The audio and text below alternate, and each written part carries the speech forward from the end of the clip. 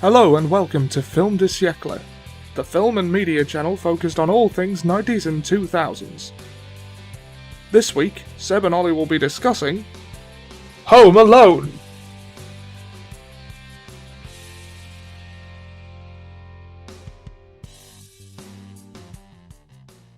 Hello, and welcome to Film de Siècle, the film and media discussion channel, where we talk about all things 1990s to 2000s. And we're starting Christmas a little early, aren't we? End of November. Yeah. With Home Alone, the classic John Hughes story. So, Home Alone. What can you really say about Home Alone? What are your memories? Well, I don't remember the first time I saw the first one. I honestly watched, when I was little, I watched Home Alone 2 more. It was on TV more, it seemed. Yeah, I can see why. I never owned Home Alone, apart from, once my stepbrother had Home Alone 3, which I watched once and don't remember. Yeah, that's not a good one to start with. I don't think it's terrible by any means, it's just not good. But yeah, Home Alone. It's one of those films that you watch from a very, very young age and never stop watching. Yeah, I mean, the last time I saw it, I think we saw it at the cinema about a year ago. Was it? I thought it was longer ago than that, but I remember that vaguely, yes. It was a bit of an event, because I think it's the first time I saw a movie like that in the cinema. Yeah. And of course, it has the world-famous Elvis cameo. Yeah. I mean, come on, you got to admit that must be Elvis, because let's face it, if you were dead and hiding under cover and you didn't want people to know you were still alive, then the first thing you'd do is turn up on the set of Home Alone to become an extra. I mean, yeah. It just makes sense. Naturally. It just makes sense. I like how that's a common thing that a lot of people sincerely believe. Well, this franchise is a bit weird with its cameos, isn't it? Because there was the very weird Donald Trump cameo. Of course, this was long before he had any designs on the US presidency, but it's still weird. Like, this was in Home Alone 2. Yeah. Down the hall and to the left. And that was it. Just trying to... Indeed. John Candy is in these films. Well, he's in the first one. I don't know about the second. I think he's only in the first. My entire knowledge of Joe Pesci is Home Alone. Yeah, I think I've not seen anything else that he's in, even though I probably should. He basically plays the same short, angry guy in everything, except this is the only one where he can't swear. So he has to make, like, Looney Tunes sounds instead. Yeah. Like, because, he can't use the swear words. It's not a bad substitute, really. No, he can't exactly say, "You dumb motherfucker, you," because it's a kids' movie. You can't do that in a kids' movie. Yeah. I've always liked these movies. I must watch them at least once per holiday season, so they're movies I'm very familiar with. Yeah. Referring to the first two, I've not revisited Home Alone 4 in ages. No. I inexplicably had that, and I remember showing I have it to you. seen 3 and 4 once. I remember very little of 4, and even less of 3, and I mostly remember 4 because, what's his name's in it? The guy who plays Mr. Prescott. Yeah. Oh, the guy from The Mummy, he was in it. Eric Avari. I've just noticed, because it was pointed out in the group I'm in, that he was in Encino Man, which we were going to cover eventually anyway, so I'm going to be looking out for him. Don't worry, we're going to get there. Yeah, we're going to get there. There was also the mom, who's in a lot of things. Catherine Hara. She was in this. Nobody knows what's happened to Buzz. I've not seen him in any movie since. So, any final thoughts before we go ahead and watch this thing? Well, I remember it being...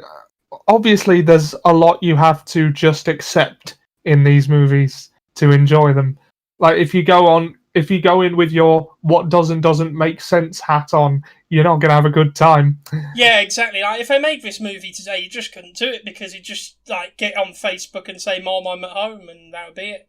Well, also, if you made this movie today, even if it was set in the period it's set in, it wouldn't get a fair shake because YouTube channels would rip it apart for minor continuity errors and factual errors. Yeah, it's just a bit of fun, isn't it? But it is a fun movie. It's definitely one for the kids. And the fact that everyone saw this as a kid, and you did see this as a kid, even if you think you didn't. I guarantee you it was on TV with you in the room at some point. Absolutely. It's one of those, it just follows you around like some unwanted relative. Yeah. A bit like The Sound of Music, which apparently I went to see as a kid, but I have no memory of. No, it's one of those things where, because I'm half Austrian, people are always talking about that to me. I'm like, well, yeah, it's good. What do you want me to do? Yeah. What do you want me to do? Recite every single line in German? I can't do that. Sing Edelweiss! No! But no, I do like that Macaulay Culkin's doing well for himself these days. That's good. Yeah. Yeah, because he was like the biggest child actor in history, and he had all the stress and strain of that on him, like for his teenage years, and it's a miracle he's come out of this well-adjusted and doing quite successfully. Wasn't he in The Page Master as well? Yes, he was. That's right. Yeah, I had it in my head that was him, but this is one of those things where I'm not actually sure if it's true. That's right, he was in that. But it's hard to tell because he's animated like 80% of the time. That was a good movie. Yeah. Another one that he was in that was really, really weird was, I think it was called The Good Son, where he plays a psychopath who is Kevin McAllister. So basically it's the Home Alone kid if he decided to kill his family. I don't believe I've seen that. No. I think it's like the Cable Guy of this guy's career. It's a bit edgy for him. A bit too edgy. Yeah. Well, let's go ahead and watch Home Alone. Yeah, let's. Alright, see you in a minute. See you in a minute. And we're back in the room having watched Home Alone. So, what do you make of this Christmas classic, Ollie? Yeah, it's about what I remember. Do you know what? It's actually a little bit better written than I remember. Although, having said that, I think we had this exact same conversation when we saw it in the cinema a couple of years ago, because honestly, the setup's really good, the payoff's really good. It was only 1 year ago, mate. I know it's been a long one. Is it? Oh, wow. Oh, yeah. Well, it was when they refurbished it, wasn't it? Yeah. It's just, like, the plot. There's callback. The themes are good. I like how there's setup for things, like when he shouts bombs away the kid and throws the suitcase down, and then later on he gets hit by the paint can when he's in that same exact spot, Joe Pesci. Yeah. It's just a very well-written movie, and it's one of those where you can see these things when you're grown up, and when you're a child, you can just appreciate a fun movie. Yeah. I mean, there are nitpicks you can make, like when he's running from the cop, he's obviously not running anywhere near fast enough to stay ahead of him. But yeah, and I like when he has the sleigh and he goes down the stairs do not line up with the front door, but none of this shit matters. It's a kids' movie. Yeah. It's a lot better. One thing I want to mention that I did really like is the chaos that ensues that results in him being forgotten in the first place is really well done. They kept it to just the right level on a constant basis, because it was sort of straddling the line of believability when they were getting out of the house and, the head count of which that other kid was a part of, and they knew he was there, but it didn't occur to she wouldn't have counted that she would have accidentally counted him. I mean, that is such an implausible event. Why would you think that happened? But before that, though, there was always just the right amount of chaos. Because, his ticket gets lost because Pepsi was spilled on it. Yeah. And they threw it away without thinking. Yeah, without thinking. Any more chaotic, and it would have been hard to keep track of, and any less, and it wouldn't really be believable that he'd be forgotten. And it's a good early sign of how chaotic it is when there's a cop in the front room of their house and nobody does anything about it for like 10 minutes. And, the pizza guy's waiting there for about 2 minutes. Yeah, like, we don't know if the parents are usually this neglectful, but they don't usually have, like, 12 people in the house to think about. And it's good at putting you on Kevin's side a bit, because, like, he is obviously a kid, and as such, can be a bit difficult, but they really do make him sympathetic when, he clearly, he asked if anyone ordered him a cheese pizza, and Bud, who looks exactly like the older brother who is a bully. Yes, he's very good. I mean, yeah, that was very good casting. He deliberately ate the one that was for him just to upset him. Which is such an older brother thing, isn't it? And that was a good way of putting us on his side even when he's playing up. Because it's like, why wouldn't he at that point? Yeah, because he did retaliate violently, but he certainly didn't intend to cause that much chaos to everybody else. And also, to be fair, the parents don't know Kevin's side of the story because he hasn't eloquently explained what happened. He didn't say that Buzz started it and he ate his pizza. Well, he tried to tell them. He could have tried harder. Yeah, they said he ate my cheese pizza on purpose. Yeah, although I do get the impression that the parents find it easier to punish Kevin than they do Buzz. Then they leave him behind. I mean, we've all been in that situation at school when you've done nothing wrong, but you've been with someone who did, and you got punished because they realised it would be a lot less hassle punishing you than the other person. I don't think that's ever happened to me, but I've seen it happen. Yeah, like, they knew that I would be a good fall guy, that kind of thing. Yeah. Good film. And the acting's very good in it as well, especially from Daniel Stern and Joe Pesci. They're very good in this. Yeah. And Joe Pesci's surprisingly intelligent in this one, as you were saying. Yeah, I mean, I didn't really pick up on it to this extent before, but he really thinks things through very well. Like, he remembers by memory the exact second that the lights are going to turn on. He comes up with the idea of sneaking into the house, impersonating a police officer to get the information. He very quickly clocks on that the kid's home alone. The only times he's really fooled is like that one situation where there's the party in the house and it's just models and dummies. And that's such an implausible thing to happen that nearly anybody would get that wrong. Yeah. I mean, you see lights on, music playing, and shadows behind the curtains, you assume there are people there. Yeah, and you can have some flanderization of the character in the second movie, because at the end of the day, he had his head set on fire in this movie.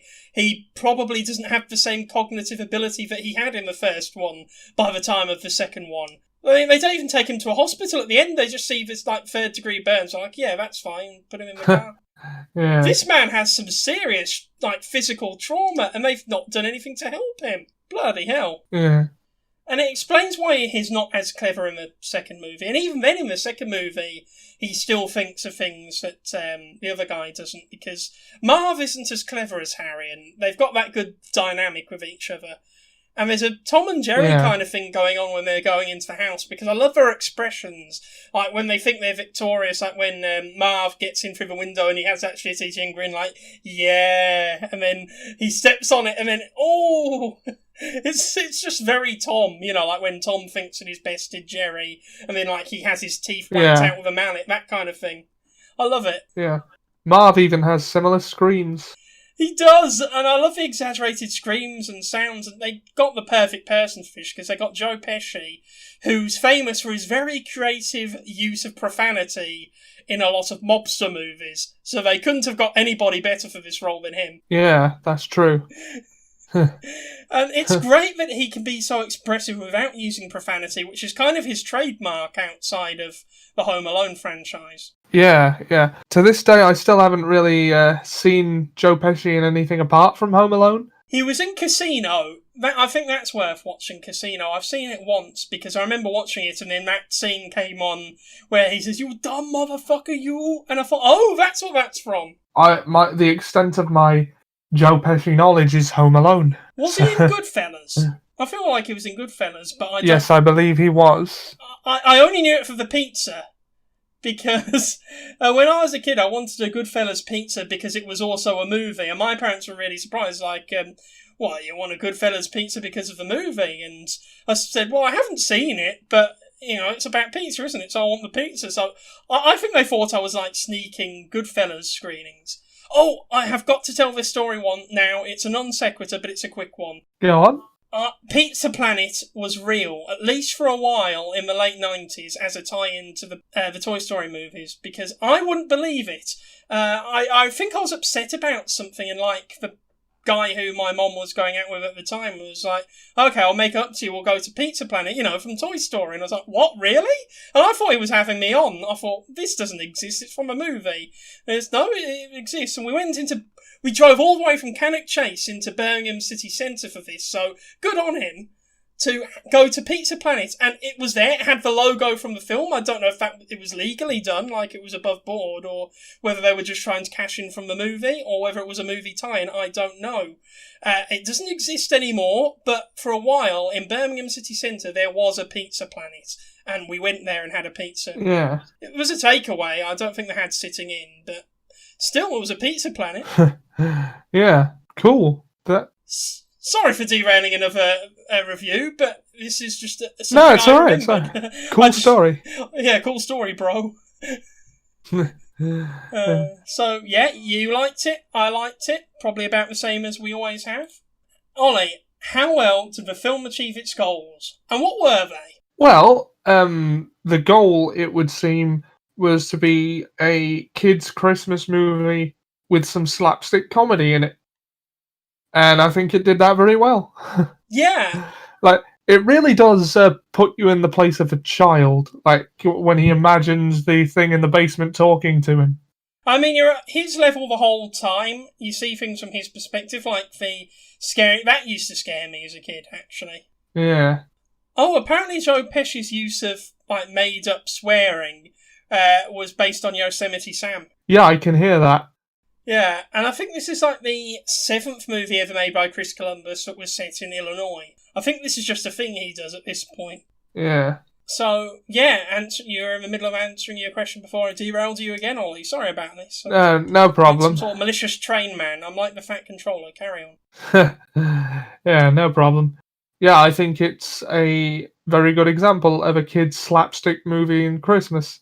Well, of course it's one for the kids because a kid's a main character, and some very improbable things happen that, well, a kid would absolutely believe. Yeah, and I don't know if movies set out to become classics when they're being made, or whether it just happens organically over time, but this became a staple. For most people, it's not Christmas until you've seen Home Alone. Yeah. So, Merry Christmas, Ollie. Merry Christmas. It's so weird saying that again, especially this year. Yeah. This 5-year-long year. Yeah, oh well. We're coming full circle thanks to Hughes Entertainment, so I'm happy with that. Like that story about the snow shovel slayer or whatever he's called. Yeah, these things are very real. It feels like a real-life event because you always have these weird tall tales that go around. It's like this kind of conversation they'd have in Clerks, isn't it? And I love films that recreate this sort of folkish talking about urban myths and rumours and about... But that's also something that only a child would believe. Yeah, exactly. Because most people would question this and say, oh, that's just a kindly old man. If everyone knows he did it, then why has nobody done anything? Well, exactly. I mean, it's like... I love their use of soundtrack in this film, because if you just looked at the clip of him salting the streets without any music, it would just look like normal. Whereas you add the music and all of a sudden he's a sinister man. He's always shot from a low angle, which is helpful. Yeah, Apart from that one time. Yeah, because until he sits down onto Kevin's level at the church, he's far above Kevin. He's this imposing threat to him. And he's a good manifestation of everything that he's afraid of. Because he appears at moments of anxiety, like going out shopping by himself for the first time, or seeking sanctuary in church. And this cost $18 million to make, so it wasn't even that expensive a movie, but it did very well at the box office. I know we're talking about this sooner, but it made $476.7 million. 4.7 bicentennial, man. Yeah, but the reason why I bring this up, well, if you're doing decimals properly, it's 4.8, but the reason why I bring this up now is because it was in the cinema for about a year. Like, it started in November 1990, and it was still in the cinemas in November 1991, because there was just so much demand to see this film that they kept putting on more screenings for a whole year. And this is unheard of, because this movie, more than most others, has a lot of repeat business outside of Christmas time. Yeah, that is insane. Yeah, and, I mean, it drew a decent crowd. I can't imagine that. No, I can't. I mean, we were talking about how weird it was having the first Harry Potter be crowded. Yeah, I mean, I suppose in 1990, there would have been much less in the way of entertainment venues. Like, you didn't have your streaming services, obviously. No. And I'm not sure how prolific VHS was then. Like, was it a thing that everyone had yet? Well, it's funny you mention that, because it's sort of used in this film as a sign of wealth, because either Marv or Harry mentions that there's VCRs in the house, as if, well, this is a sign of wealth. Yeah. Because it's a big house, and as a kid, what I didn't really understand about it is that all these people were coming to visit. Yeah. I also thought they all lived there. I just thought it was a huge household and they all lived in the same house. And it made sense why they had a big house, because I thought, well, it's probably cheaper for them to band together to get one giant house instead of buying several smaller ones. Also, I Mandela affected the ding from the golden tooth as to when he was in the policeman's uniform. So did I. I thought it happened both times. Yeah. But no, it only happens the once, and it's in the van. Also, can we appreciate how much Macaulay Culkin gave to this film? Yeah, I mean, he's still obviously a child actor, but for that he does very well. I mean, this movie made him. I think he was paid like $200,000 for this film, and then they paid him like $100 million for the next one. Wow. He had the biggest pay rise of any actor in history, and I'm not talking child actors. I'm talking actors in general, to get him back for the second one. So that's how huge he was at the time. Also, Kieran Culkin was in this as well. He played Fuller. Did you know he played Fuller? You know, the kid with the glasses, the one who pees himself. Yeah, but who was that? Kieran Culkin. He was in Scott Pilgrim vs. World, and he played like Scott's roommate. Oh yeah, that was him. I didn't realise that was him. Oh wow. Yeah. I will forever know that kid is the piss kid now. That always confused me as a child. Why did he want to wet himself? Because he drinks the Pepsi, knowing what it'll do to him, and then he gives like a creepy eyebrow thing. Why does he want to do that to himself? That's not good. I think he just really wants to upset Kevin. Why? To the point of soiling yourself? Yeah. I mean... It's like, oh, I hate you. I hate you so much I'm going to take a shit in my pants, and that's how much I hate you. Because you will smell it from over there. It's not as strange a story as it sounds. I've heard of it happening. What? I've heard of it happening with adults. What? And I'm not gonna tell that story here, but... Probably for the best. So you've known adults that have pissed themselves just to spite people who they were in the presence of? Yes, and I will tell you the story after we're off the air. I'm looking forward to this. I am looking forward to this. Yeah. More than Yeah. But yeah, anyway, that is not as unbelievable as you might find it. But yeah, also... I'll take your word for it. A kid would think that he would do that just to spite him. I suppose they care about their own personal hygiene a bit less than the adults. That's a point. Yeah. That's a good advert for Pepsi, that Pepsi is that good that you would risk doing that in order to drink it. Yeah. That's a good advert. Also, I've harped on this a bit, but Buzz was my older brother. Yes, he is good. I've not had an older brother, but when you think older brothers, you imagine Buzz. It's a very typical big brother that bullies you thing, and he says similar things, and then he lies and makes up stories to scare you. Like, that's all very relatable stuff if you've ever been the little brother. I've heard the stories. So, Ollie, did this movie exceed your expectations? Well, not really. I was already way too familiar with it for that. But well, there are a lot of moments that I thought were really good. There are a lot of callbacks I didn't notice before. A lot of small details. Yeah, I mean, I'm doing my Blink-182 reference again, but it was all the small things for me. Yeah. It still blows me away how successful this movie was. It launched a franchise because... we forget today that Home Alone is a franchise. There's been 5 of these movies. 2 straight to DVD, mind you, but they still exist. And Malcolm McDowell was in the 5th one, which I still haven't watched, but I should. No, nor have I. I should do it out of respect to the Malcolm man. I mean, as I say, I've seen 4 once. I remember little. I've seen 3 once, and I remember less of that. other than... That was one with Natalie Portman and Liam Hemsworth, wasn't Yeah, it? I think. Chris Hemsworth. And Harry became Marv for some reason. Yeah, that was weird because they made a big deal about bringing back the old characters, even though none of them had the personality of the old characters or looked remotely like them, like the Buzz looked nothing like Buzz. Kevin had the wrong colour hair, the wrong colour eyes, everything, and he was like 2 years younger than he was in the first one as well. And they brought back Harry, they brought back Marv, but they made him look more like Harry than Marv. And instead of bringing back Harry, they gave him a girlfriend. I can't remember. That wasn't Joe Pesci, was it? No, it definitely wasn't. He was a lot younger than Joe Pesci for starters, and taller. But it's weird that Marv was the one who broke away from Harry because he was fed up of Harry's stupid schemes.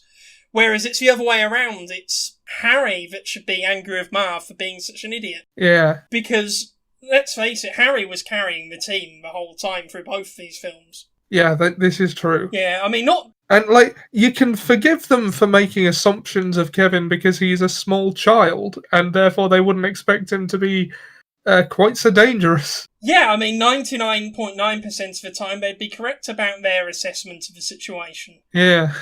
I mean, it should have been a bit of a harbinger of what was to come when his head was set on fire. I think when your head's set on fire, it's then you realise you're probably in over your head. Yeah. I mean, you're not even in yet, and something is over your head, but it's flames burning away your flesh. Yeah. And turning your hat into a headband. Yeah, exactly. A Naruto headband. And this is the point where you have to go home and rethink your life. Yeah. So, yeah, it's exceeded my expectations, even though I expected it to be very good, and I can't wait till the next Christmas when I rewatch it again and notice even more tiny details that I didn't the first few times. Yeah, like the foreshadowing at the beginning. Have we mentioned that yet? Yeah, I mentioned it about 5 minutes ago, but there were lots of little things foreshadowed. There's callbacks as well, like the Michael Jordan thing. You can see it in Buzz's room when the tarantula's on Marv's face. Small things like this. There's good continuity in these films. Yeah. And you appreciate these details because, honestly, it's very easy to get lazy with the continuity, even in very good movies. So it's good that they really earned their crust in this one. So, is there an element in the film that particularly appeals? I'd probably say Joe Pesci's performance would be one. It's an entertaining performance, and he plays the role well. You can believe he is who he purports to be. And, well, the slapstick when I was a kid. I never owned this movie, but if I did, I would have been the type to just only ever watch it from the point where they're trying to get into the house. That was the highlight as a child, and do you know what? It's still good today. Yeah. And you feel everything, don't you? Like when the nail goes through Marv's foot, it's like, ooh. I had to look away. Yeah, and when Harry's hand gets burned by the scalding doorknob and he thrusts it into the snow and he just goes, you can feel that. You can feel the pain giving way to sweet release. And bloody hell, it's so good. The performances are so guttural and what you imagine it would feel like for these horrible things to happen to you.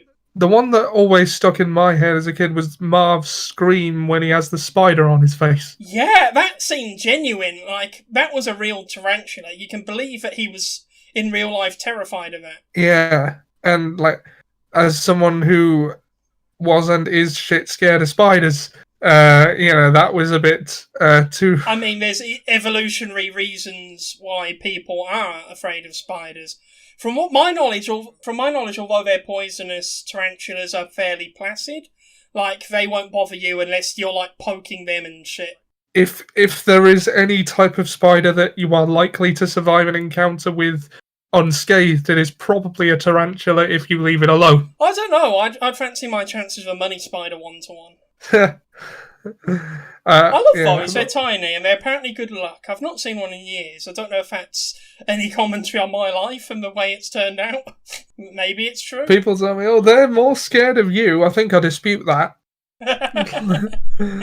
Well, for starters, is the part of the arachnid brain as sophisticated in processing the emotions of fear as the human mind?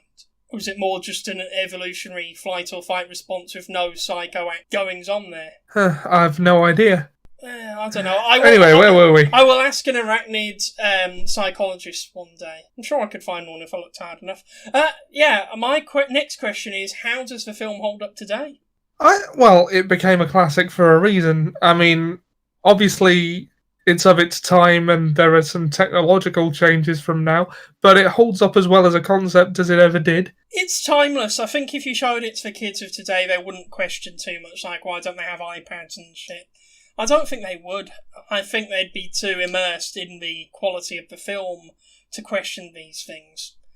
I bet if you showed it in the cinema, well, as soon as humanly possible with the current pandemic, then it would draw, well, not huge socially distant crowds. You know what I mean? I actually remember being impressed with how many people turned out when we went to see it. Yeah. I mean, we jumped at the opportunity because I was like, oh, when are we going to be seeing Home Alone again in the cinema? Oh, I didn't tell you what my element in the film that particularly appealed was. I would say the acting and the dialogue in general between the characters. It felt real. Yeah, that's very good. And John Hughes is brilliant at dialogue. Every one of his movies, perfect. And this is probably the youngest lead I've seen him write for, because usually he's good at writing teenagers, teenage girls, teenage boys. He's quite good at both, actually. And he's good at writing children, it turns out, after watching this, and adults, because usually the adults in the John Hughes movies are the foils who are trying to undermine the teenage main character in some way, like the teacher from Breakfast Club, or the teacher, always a teacher, in Ferris Bueller. But in this, he's good at writing more nuanced adults, like the parents who are a little bit neglectful. They don't always take Kevin's side when they should. They don't always listen to him, but at the end of the day, they will do anything and everything to get back to him and make sure he's safe. Yeah. And I thought that Catherine O'Hara had a really underrated performance in this movie. You could sense the desperation, and I mean, honestly, it felt like a documentary at times. Yeah, you really would believe that. I mean, especially when she first realises she's left Kevin behind. Oh, I love that moment in the second movie where she just drops to the floor and shrieks Kevin. And I like that the second one is just Home Alone 1, but bigger and more dramatic. Yeah. Hence why they got Tim Curry in on it, because nobody can upstage the melodrama of the first Home Alone other than Tim Curry. Yeah. I mean, if anyone can. Exactly. I mean, they'd have to get Ian McDiarmid for the next one in order to keep up this tempo. Yeah. Imagine him as a burglar, that would be brilliant. I mean, with Malcolm McDowell as a burglar, why not? Yeah. My head casting, I suppose, would be Christopher Lee as a burglar. Oh, if only we could make that happen. I'm really sad. If only we could make that happen. No. Like, Christopher Lee would be the initially scary old man that befriends him, because there's always one of them. Yeah, I could picture it. I don't know, that's another trope I like from these movies. The initially scary, stigmatised character who turns out to be good, and it's because of Kevin's innate kindness that character rewards them by coming to the rescue and saving them in the end. They did it well in the second one, although I don't think she was that scary looking. I mean, a 10-year-old usually wouldn't be scared of a woman just because she's got birds on her. They'd just think, oh, that's neat. And in the third one, it was just like a grumpy neighbour with no particular scary qualities other than being a little bit hostile and frigid. And the fourth one, you've just got a butler who's a bit high-strung because he doesn't like his daily work routine interrupted by an unruly 8-year-old, which is fair. Honestly, I'm on Team Eric Avari for this one. Yeah. I digress. We're going to be watching Home Alone 2 soon. I'm sure we'll get on to the other ones within our time period at a later date. I can't remember if Home Alone 4 is, but I know that 3 is. Home Alone 3 was weird. The villains were terrorists from North Korea. I don't understand that. That was weird. Yeah. Yeah. That was weird. I think that they realised they had to top Home Alone 2 by doing something remarkable, and they just went too far. Yeah. Well, Home Alone 1 and 2, they're you said it earlier, they're basically the same film, except 2 is bigger. Yeah, and 2 is less grounded, like the injuries and the traps are even better in the second one, but they're less realistic. Not that they're realistic in the first one. I mean, a lot of these things, as videos online will show, would kill them in real life. But do you know what? It's a kids' movie. Who cares? These characters have the stamina of Looney Tunes characters. Tasmanian Devil can survive the shit he goes through, then these guys can. It's sore for children. It is sore for children. I used to have this little theory that he grows up to be the Jigsaw Killer. It makes sense. Kevin McAllister. Yeah. Yeah. I also wanted to see a crossover with Batman where he teams up with the Joker and the burglars have to team up with Batman to try and break into Wayne Manor, which they've took over. But he's booby-trapped it using all of Batman's technology, and Batman has to overcome his own technology with these 2 burglars basically being collateral damage. I would watch that film. Yeah, I think I called it Gotham Alone or something like that. That film should be made one day. I mean, Warner Brothers, if you're listening, I don't think he copyrighted that. Yeah? Well, I'm sure that Batman is a copyrighted character, as is the Home Alone people, but oh well. Yeah, it can work something out. Come on, guys, if you can do these ambitious crossovers in other franchises, do it with this one. Yeah. So, do you know who I'd get to direct it? Who? Kevin Smith. Yes. Yes, this is going to happen. I want this to happen. Yeah. Ollie, was the film received appropriately at the time? I think so, yes. It was a smash hit. A fine hit, to quote Treebeard. Has any other film ever been in the cinema for a year? I honestly don't know, but this is definitely one of the longest. I remember reading this not too long ago. Because I thought Avatar was in cinemas for a long time. Well, people just really love M. Night Shyamalan's movies, don't they? So I think they assume they'd be onto a winner with this one. There is a subset of people who might see this that would kill you for the suggestion of that. Well, what is life if you're not ruffling feathers? Yeah. Yeah, you don't mess with another man's rhubarb. To make another Batman reference. This is really weird. I've just looked up Home Alone and the critics' consensus is 65% on the tomato meter. Oh. That's surprisingly low. I think I can sort of get why it would be, but it does surprise me. Yeah, they're like, oh yeah, well, it's a bit overrated, isn't it? But I don't know what 35% of critics aren't getting out of this film. Well, if a professional film critic watches a film that is obviously intended for children, it's probably not going to appeal to them so much, is it? That is true, but I think there's enough to interest the adults. Like, John Candy had a good improvised performance where he talks about, I don't know, a corpse and a child with the corpse, and that was fun. Yeah. And of course there was the excellent cameo from Elvis in his bearded glory, obviously doing his best to stay undercover by appearing in a movie. Yep, because that's believable. Yeah. Yeah, the critics' consensus says Home Alone, uneven but frequently funny premise, stretched unreasonably thin, is buoyed by Macaulay Culkin's cute performance and strong supporting stars. Okay, that part's fair. This movie was elevated by Macaulay Culkin's performance. I agree that if it was a different kid, like, if it was a lesser kid, then this movie wouldn't have been anywhere near as good. I mean, that's probably why 3 didn't do as well. Yeah, I don't think the kid was bad in 3. I think it was just a bit of a preposterous story. It was a bit silly. It was an okay movie, actually. It just wasn't that good. It was okay. It was average, and when you've got the Home Alone title, people come to expect great things, don't they? Yeah. And let's face it, the directed DVD Home Alone 4 was never going to be great, so I don't know, I actually thought it was okay just because I went in knowing it wasn't going to be good. I wonder what Home Alone 6 is going to be like. Oh, I would love to be in a Home Alone movie one day. That'd be good. Yeah. I don't give a shit. I mean, I don't care if I'm just paid 50p and a packet of quavers, I'm doing it. Which I think is actually Malcolm McDowell's goal these days, judging by how much Dross is in. Apparently he doesn't remember a lot of the films he's done. Well, I've got it in my head that I read that somewhere, but I couldn't for the life of me cite it for you. I mean, you know how they say that 50% of people who live in Central and Eastern Asia are distant relatives of Genghis Khan because of how many people he made love to, with or without consent. Well, I think it's a similar thing with Malcolm McDowell in that 50% of films have him in with or without their consent. He just gets everywhere. He's like Smith in The Matrix. That's how he gets on so many movies, because there's loads of him. He's everywhere. We like Malcolm McDowell. Yeah, this is from a place of love. I mean, if we spend a lot of time criticising or talking about something, that means that it's precious to us. Yeah.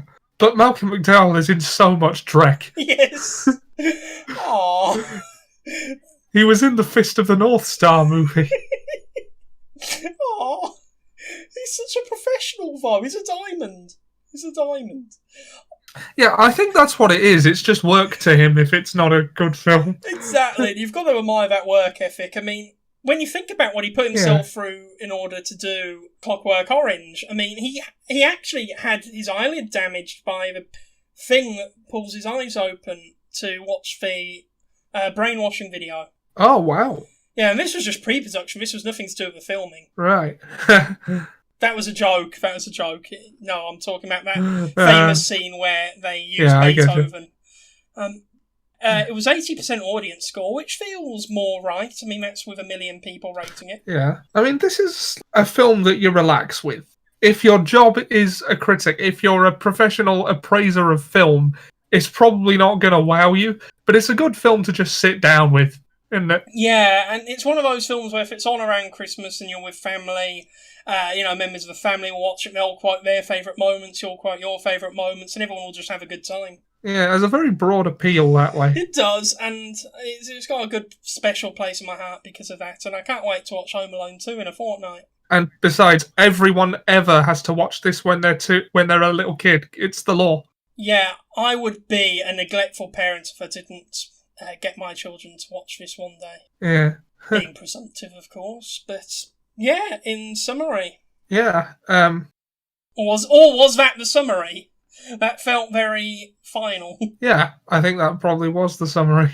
Yeah, great performances, surprisingly good screenplay, great dialogue, good suspension of disbelief as well.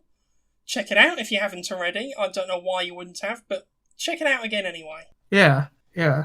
Well, next week we're on to a more contemporary classic by about 10 years. That is The Grinch. Jim Carrey's The Grinch, the live-action one. Yeah, I thought we'd be doing that this year. Yeah, it is good. It's not a timeless classic, but it's entertaining, and it's on the right side of the good spectrum that The Cat in the Hat is. I haven't seen it for years, but I remember liking it as a child. Yeah, it's basically what the Cat in the Hat movie should have been. It was The Cat in the Hat, but good. Yeah. Having said that, The Cat in the Hat does have one of the funniest scenes in cinema history when the cat gets whacked in the balls and then the music plays and you see him in a dress with Sunday Morning playing. I don't know why, but that scene always kills me. I love it. I'm not sure I've seen The Cat in the Hat. Okay, maybe that's one we should add to our review roster. Yeah. Yeah, let's do it. In the meantime, hope you enjoyed this week's video, guys. Christmas is coming, winter is coming, to quote Sean Bean. And next week we're going to be watching The Grinch. Yeah, we'll see you then. See you then, guys. Bye. Bye.